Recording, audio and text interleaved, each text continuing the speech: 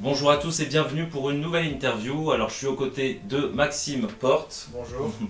Donc c'est mon stagiaire pour encore une semaine. Alors il a intégré la Acreos lundi dernier. Maxime va pouvoir nous parler de ses expériences sur les simulateurs et ses ressentis.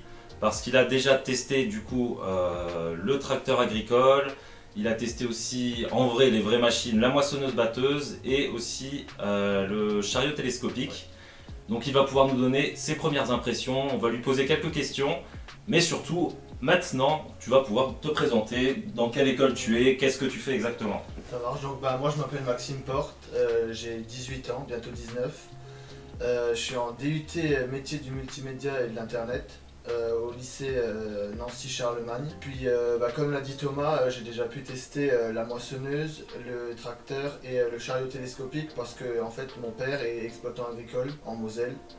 Donc j'espère pouvoir donner de bons ressentis de ce que j'ai déjà vécu et vis-à-vis des simulateurs. Voilà, et alors donc du coup, alors on ne pourra pas vous montrer aujourd'hui la moissonneuse batteuse, mais tu l'as déjà testé. Oui.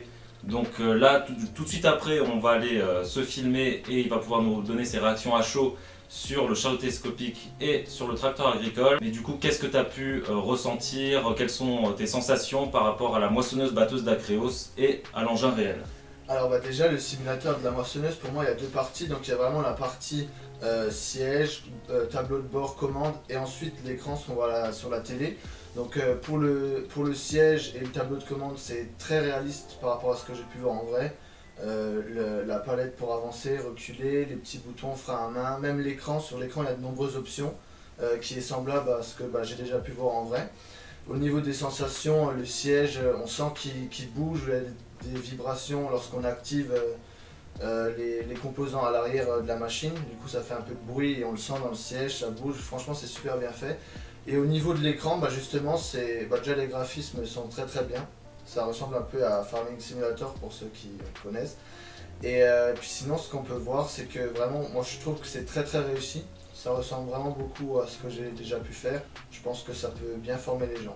Donc Maxime a intégré la société Acreos lundi dernier. Alors tu peux peut-être nous dire aussi ce que tu as fait plus ou moins comme tâche jusqu'à présent.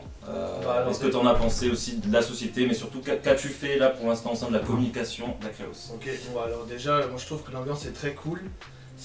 On travaille, mais d'un autre côté c'est cool, donc on se rend pas vraiment compte de travailler, même si on le fait. Du coup ça, moi j'aime beaucoup. Donc plaisir, ouais, voilà, c'est très important pour travailler au mieux. C'est une bonne condition de travail, moi j'aime beaucoup. Ensuite, alors ce que j'ai fait, donc j'ai fait un peu de présentation Photoshop pour customiser les tablettes, les nouvelles tablettes Acreos qui seront présentées, enfin qui serviront à présenter des choses au Big Tour, donc un événement, je crois que c'est annuel, c'est ça? Voilà, le Big Tour organisé par la BPI qui va débuter dans un mois précisément. Donc voilà, on aura des nouvelles tablettes qui nous serviront à montrer des supports photos, vidéos, etc.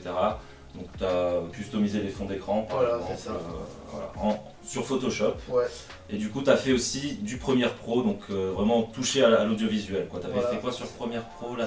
On avait fait, j'avais modifié les traductions et un petit peu de montage, mais vraiment léger parce que comme dit, moi je débute en fait, donc c'est plus de la formation entre guillemets.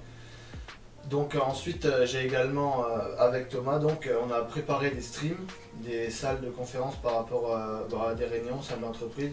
Donc on a préparé les caméras, tout ce qui touche un peu à l'audiovisuel en fait. Et puis sinon, je crois qu'on a fait le tour des choses essentielles.